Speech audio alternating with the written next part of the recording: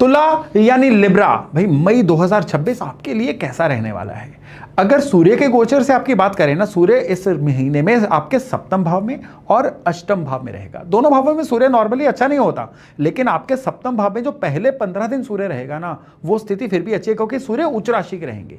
मंगल की बात करें तो शनि मंगल की युति के चलते परेशानियां रहेंगी, फिर भी छठे भाव में मंगल का जो गोचर है ना, आपके लिए ठीक ही रहेगा। 11 तारीख तक मंगल आपको फेवरेबल परिणाम देगा, उसके बाद परिणाम थोड़े से लो या मिले जुले हो जाएंगे। 15 मई तक बुध आपके सप्तम भाव में रहेंगे, ये फेवरेबल नहीं रहेगा, इसकी वजह से बुद्धि ब्लॉक रहेगी। लेकिन फिर बाकी आधा महीना जो है बुध अष्टम भाव में रहेंगे और इसकी वजह से पैसे के मामले ये बुध जो हैं आपके लिए अच्छे करवाएंगे।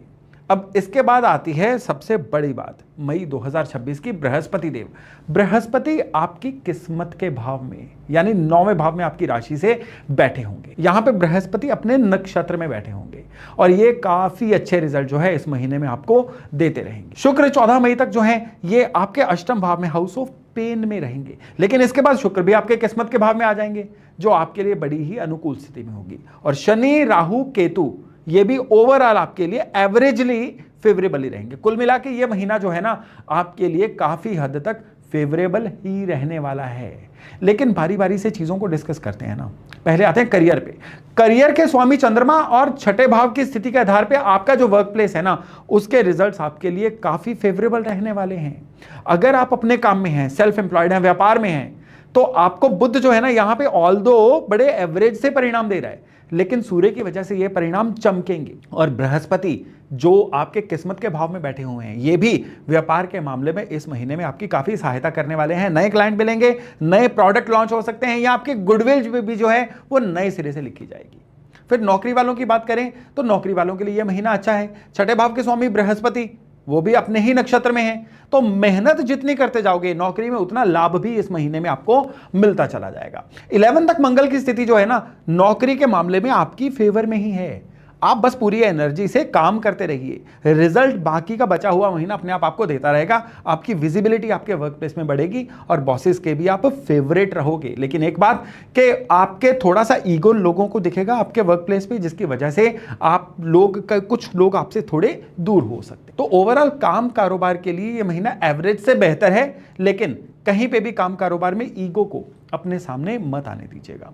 अब अगर फाइनेंशियल मैटर्स की बात करें ना, तो लाभ के स्वामी कौन है? सूर्य। महीने के पहले ही हिस्से में सप्तम भाव में रहेंगे। जैसे मैंने शुरू में बोला था ना कि सप्तम में सूर्य का गोचर शुभ नहीं होता, लेकिन यहां पे सूर्य तो उच्च अवस्था में है, एक्सॉल्टेड है, इसलिए ये सूर्य जो है ना आपको लाभ के मामले में, इनकम के मामले में थोड़ा बेहतर रिजल्ट देंगे। यानी जहां जहां से इनकम की उम्मीद नहीं भी थी ना, वहां से भी इस महीने में इनकम आने के योग बनेंगे। और मंगल की वजह से 11 मई तक का समय जो है ना, इनकम के मामले में और भी अच्छा मिलेगा। लोन अगर आप लेने की कोशिश कर रहे हैं ना, तो इस महीने में आपको कामयाबी मिल सकती है। इवन इस महीने में ना थोड़ी इंपल्सिव बाइंग भी हो सकती है, लग्जरी वाली चीजें घर पे आएंगी, जीवन स्तर और ऊपर उठेगा। कुल मिला के फाइनेंशियल जीवन या जिसको हम आर्थिक जीवन बोलते हैं ना, उसके लिए महीना बेटर देन एवरेज है। हेल्थ की बात करें तो हेल्थ पे थोड़ा ध्यान देना होगा। शुक्र जो है ऑल्दो आपके राशि के लॉर्ड हैं, इस महीने में अनुकूल स्थिति में हैं, लेकिन 14 मई तक शुक्र कहां रहेंगे? पेन के भाव में। तो पेन के भाव में शुक्र रहेंगे ना, और यहां पे क्या होगा कि कुछ लापरवाही से उपजी हुई समस्याएं आपको परेशानी दे सकती हैं। सेल्फ मेडिकेशन मत करिए, थोड़ी बहुत भी समस्या हो तो किसी एक्सपर्ट से चर्चा करिए, और दवाई भी लेनी पड़े तो लीजिए, कोई दिक्कत नहीं है। शनि की दृष्टि की वजह से आपको कोई बड़ी स्वास्थ्य समस्या नहीं, पर कोई ऐसी समस्या आ सकती है जो जल्दी ठीक भी ना हो, ऐसे ऐसे डॉट डॉट करके आगे बढ़ती जाए। लेकिन जो जो ये महीना आगे बढ़ता जाएगा ना, शनि की वजह से आई हुई समस्याएं भी आपके जीवन से डाइल्यूट होती जाएंगी, सॉर्ट होती जाएंगी।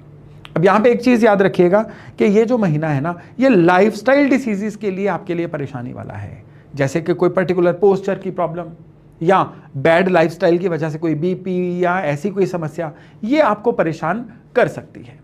और इवन इस मंगल की वजह से ना कोई चोट खरोंच लगने की भी आशंका है। इवन मैं तो कहूँगा कि इस महीने में अगर आप ड्राइविंग भी करते हैं ना, तो काफ़ी केयरफुली करिए। ओवरऑल अगर आपकी हेल्थ की बात करें ना, तो पुरानी कुछ अगर समस्याएं चल रही होंगी ना, वो इस महीने में सॉर्ट होना शुरू हो जाएंगी। अगर आपकी लव लाइफ की बात करें ना, तो आपके लव लाइफ के स्वामी हैं शनि, मजबूत स्थिति में है, लेकिन यहां पे क्या है कि कुंभ राशि में राहु बैठे हुए हैं और यहाँ पे राहु इस स्थिति में कई महीनों से भी हैं, आगे भी रहेंगे। तो इसकी वजह से क्या है कि छोटी मोटी खटपट जो है ना आपके लव मैटर्स में इस महीने में होती रहेगी, लेकिन बचाव के भी कई बिंदु हैं। बृहस्पति की पंचम पे दृष्टि जो है ये अलग खराब परिस्थितियों में भी आपको उबार के ले आएगी। कोई भी आपका आर्गुमेंट जो है वो आपका किसी भी तरह के ब्रेकअप तक नहीं पहुंचेगा, यानी लव लाइफ में मौज भी रहेगी और लव लाइफ में आपके लाइफ थोड़ी सी ब्लॉसम भी होगी। और अगर आप अपनी लव लाइफ को शादी में कन्वर्ट करना चाहते हैं तो ये सारा महीना आपके लिए सुपर गुड है, अनुकूल है। खासतौर पे उन लोगों के लिए भी जो वर वधु ढूंढ रहे हैं ना, उनके लिए भी कोई अप्रोप्रिएट वर मिलने के योग बनेंगे। लेकिन जो ऑलरेडी मैरिड है ना, उनके लिए परेशानियां हैं। स्पेशली इस महीने के दूसरे हिस्से में जो मंगल का गोचर रहेगा ना, वो आपकी ईगो को बढ़ाएगा, आर्गूमेंट्स को बढ़ाएगा और उसकी वजह से आपस में परेशानियां जो हैं ये बढ़ती चली जाएंगी। अच्छी बात यह है कि सूर्य आधा महीना उच्च राशि के रहेंगे, मंगल अपनी राशि के रहेंगे, यानी आर्गूमेंट तो रहेंगे, किच किच पिच पिच होती रहेगी, लेकिन बड़ा नुकसान कोई नहीं होगा। और उसके बाद एक चीज और याद रखिएगा कि सप्तम भाव में 11 से 15 मई के बीच में सूर्य मंगल एक साथ रहेंगे। ये जो योग होगा ना, ये थोड़ा सा ज्यादा ध्यान रखने वाला है। 11, 12, 13, 14, 15 ये जो 4-5 दिन है ना, इसमें छोटी छोटी परेशानियां, आउट ऑफ कंट्रोल हो जाना, लड़ाई झगड़े फसाद का बढ़ जाना, पुरानी सोई हुई चीजों को ही सामने आ जाना, जिसकी वजह से आपस में कोई ना कोई कलह कलेश। इन तारीखों में अपने टेम्परामेंट का ध्यान रखिएगा और लेट गो को बढ़ाना है। इवन आपके परिवार की भी बात करें ना, तो दूसरे भाव के स्वामी मंगल जो है, परिवार के स्वामी, ये 11 मई तक मजबूत स्थिति में है, जो पारिवारिक जीवन में शुभ संकेत है। 14 मई तक शुक्र की दृष्टि भी इसमें सहायता करेगी, लेकिन 11 मई के बाद थोड़ा सा स्टोरी में ट्विस्ट आ सकता है। दूसरे भाव पे पड़ने वाली जो मंगल की दृष्टि है ना, ये अब समस्याएं देगी। हालांकि मंगल अपनी राशि को देखेगा, चीजें कंट्रोल में रहेंगी, लेकिन मंगल का स्वभाव कैसा है, लाउड स्वभाव है ना, तो मंगल चुप करके तो मानेगा नहीं। छोटी छोटी बात पे विवाद, किसी ना किसी डिवीजन को लेके विवाद, रिसोर्सेज को लेके विवाद, वो मेरी चीज यूज कर ली, इन चीजों पे विवाद, ऐसी चीजें हो जाएंगी।